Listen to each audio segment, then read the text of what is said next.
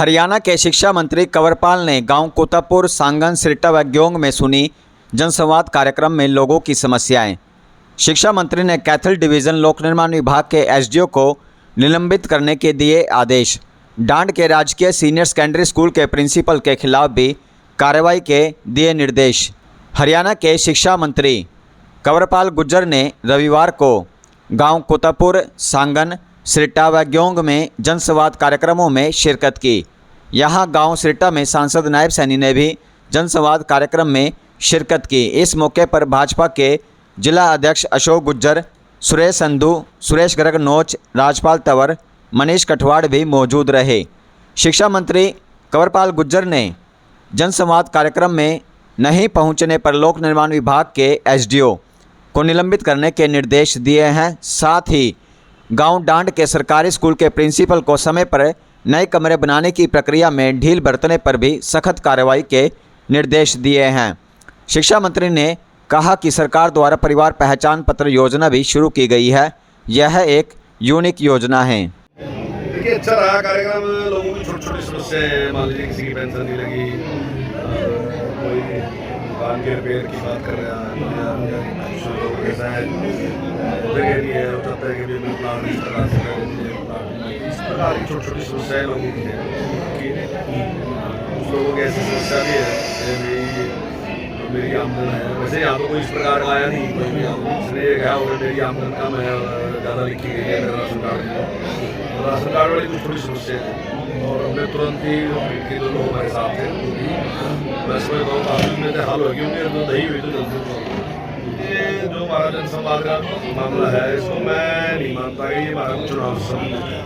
हमारे मुख्यमंत्री जी ने अभी पीछे इस कार्यक्रम की शुरुआत की थी और उनको इस प्रकार का अनुभव हुआ कि कुछ समस्याएं ऐसी हैं जो सब जगह है। मान लीजिए इस कौम की भी समस्या है और उससे अगले गाँव की भी समस्या है, उससे अगले, तो उसमें हमें क्या सहायता मिलती है जब उसका सारी का पता चले तो हम कोई एक चिन्हित कर देंगे ये समस्याएं, 4 समस्याएं जो है सब की है, तो उसके बारे में उन्हें एक आदेश दे दिया कि 4 तो सबकी हल करनी है। तो ऐसे मतलब उसका पता चलना चाहिए। कुछ और भी छोटे छोटे काम है, वो भी बड़े काम हालांकि सरकार ने बहुत कर लिए, तो उसके लिए ही सरकार ने इस प्रकार की जिम्मेदारी ली है। जहाँ तक चुनाव की बात है, चुनाव से कोई इनकार नहीं कर रहे, पर चुनाव की तैयारी जो है वो पार्टी की तरफ से की जाएगी। चाहे हमारा जो संगठन है उसको मजबूत करने की बात है, और संगठन को मजबूत करते करते पन्ने भी लिया है, यानी कि पन्ने का भी प्रमुख बनाया गया है, यानी कि जो 12 घर है उसके ऊपर हमने एक आदमी का नियुक्त कर दिया।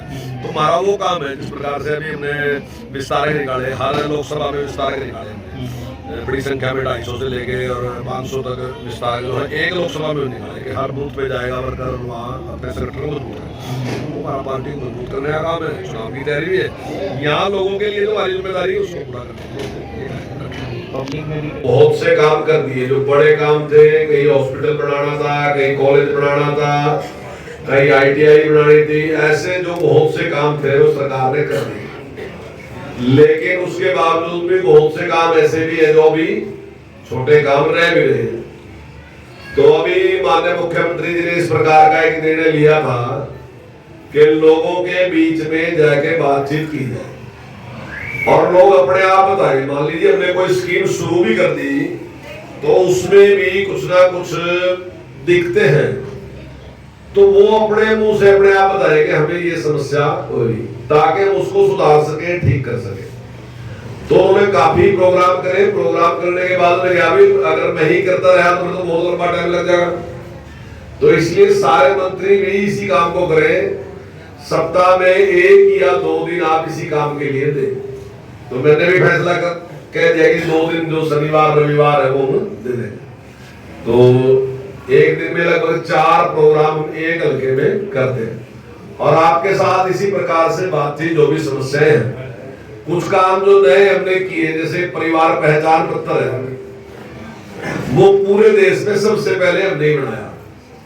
अब कुछ लोग उसकी आलोचना भी कर रहे हैं, लेकिन पूरे देश में उसकी बहुत तारीफ हो रही है। आपने नया जो है सोच दी, नया विचार जो दिया, उससे बहुत बड़ा लाभ मिला, क्योंकि आमदनी जो है वो परिवार की है, व्यक्ति की नहीं, परिवार की कितनी आमदन है। और उसमें सरकार ने एक फैसला लिया कि जिस आदमी की आमदन 1,80,000 रुपए साल से कम है, हमने उस आदमी को गरीब मान लिया कि ये गरीब आदमी है, इसे जरूरत है। पूरे देश में जो है वो 1,20,000 रुपए, यानी कि अगर देश में कोई 10,000 रुपए महीना कमावागा तो उसको गरीब मान रहे, लेकिन हम जो कि 15,000 कमावा उसमें भी गरीब मान रहे। मेरे साथ ही हिमाचल लगा, मैं 5,000 वाले ने गरीब मानना, हम 15,000 वाले ने गरीब मान रहे, और हमने कहा कि सारी फैसिलिटी उसको हम देंगे।